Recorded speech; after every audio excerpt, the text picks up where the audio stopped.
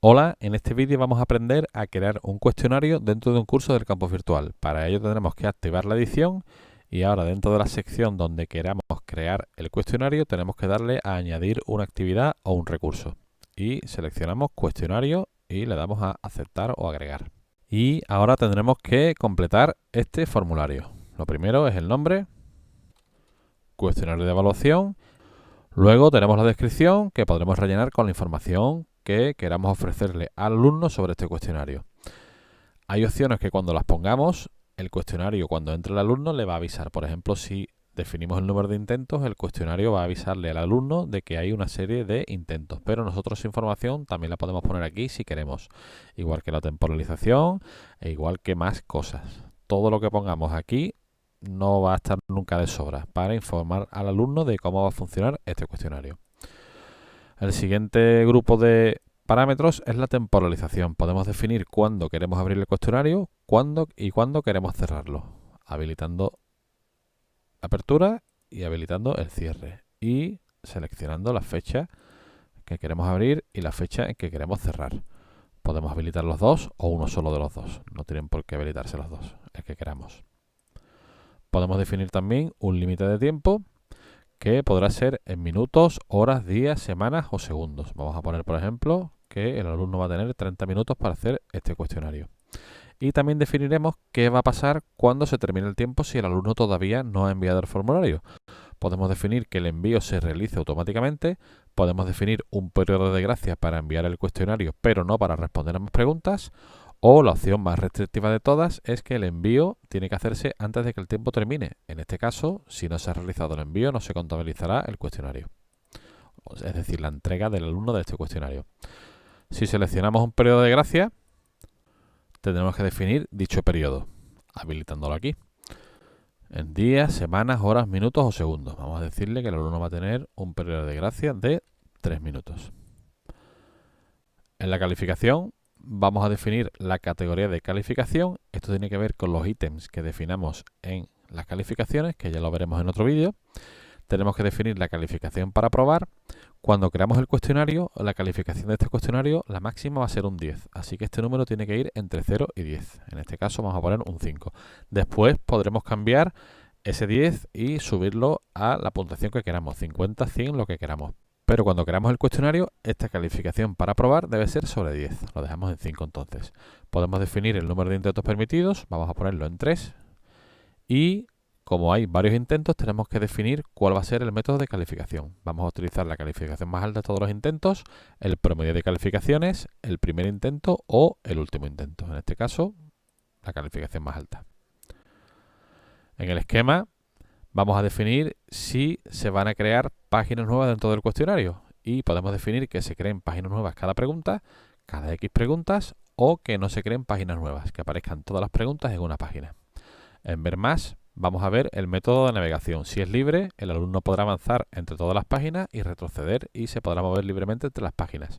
Pero si lo ponemos secuencial, el alumno no podrá retroceder y tampoco podrá avanzar de página mientras que no vaya completando las preguntas de cada página.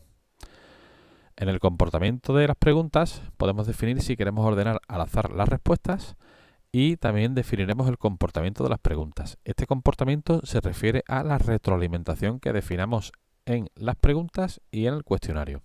Entonces normalmente se utilizan dos de las opciones que hay aquí. Retroalimentación diferida, que al alumno se le dará la retroalimentación cuando termine el cuestionario, y retroalimentación inmediata, que al alumno se le dará la retroalimentación a medida que vaya contestando todas las preguntas. El siguiente grupo de opciones son las opciones de revisión. Estas opciones son muy importantes porque van a definir qué información sobre la evaluación de las preguntas pueden ver los alumnos y cuándo la van a ver. Entonces lo que pueden ver es el intento que han realizado, si ha sido correcto o no, los puntos que le da ese intento, la retroalimentación específica, la general, si la respuesta ha sido correcta o no y la retroalimentación global. Y cuando lo pueden ver es durante el intento, inmediatamente después de cada intento, más tarde mientras el cuestionario está aún abierto y después de cerrar el cuestionario. Durante el intento es a medida que va contestando el cuestionario. En el caso de que el comportamiento de las preguntas esté establecido a retroalimentación diferida, esta opción no tiene repercusión. Inmediatamente después de cada intento quiere decir que la revisión de estos datos el alumno la puede hacer en los 2 minutos siguientes al final de un intento, tras haber pulsado el botón de enviar todo y terminar. Más tarde, mientras el cuestionario está aún abierto, quiere decir que la revisión se realizará en cualquier momento previa a la fecha de cierre. Y después de cerrar el cuestionario, quiere decir que la revisión se realizará una vez que haya pasado la cierre de fecha del cuestionario. Y el último caso, después de cerrar el cuestionario, quiere decir que la revisión podrá realizarse una vez que haya pasado la fecha de cierre del cuestionario. Obviamente, si el cuestionario no tiene fecha de cierre, esta acción no es posible. Es muy importante que entendamos bien cómo funcionan todas estas opciones, porque aquí lo que estamos definiendo es que el alumno pueda ver pues mucha información respecto a las preguntas de su cuestionario. Entonces, por ejemplo, si el cuestionario es de evaluación y la calificación de este cuestionario va a tener un peso en la evaluación final del alumno, tenemos que intentar que los alumnos no puedan pasarse las respuestas de las preguntas ni que sepan cuáles son las respuestas correctas. Entonces, en ese caso de autoevaluación, desmarcaríamos muchas de estas casillas, porque si no, esta información que recibe el alumno se la podría pasar a otros alumnos.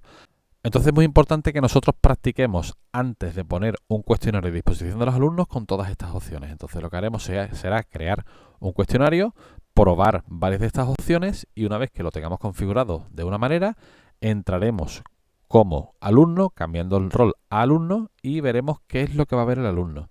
Entonces yo os recomiendo encarecidamente que practiquéis mucho con esto, sobre todo si finalmente vais a poner cuestionarios a disposición de los alumnos, porque si lo configuramos mal puede ser un caos. Entonces ya os digo, crearos cuestionarios, probar estas opciones, todas estas opciones de información en los 4 casos y observad qué es lo que pasa entrando como alumno, hasta que estéis seguros de que entendéis cómo funciona y sabéis lo que hace cada opción.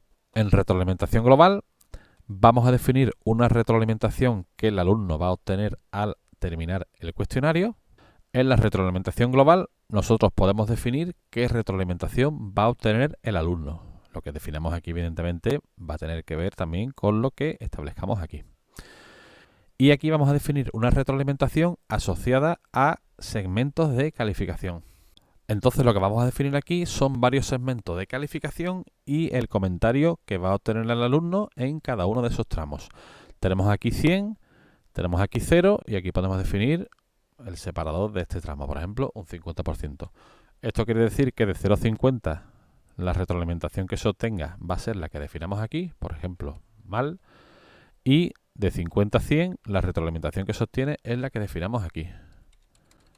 Enhorabuena. Podemos definir más tramos. ¿Cómo hacemos eso? Pues dándole a agregar 3 campos más de retroalimentación. Efectivamente, tenemos lo que teníamos antes más 3 campos.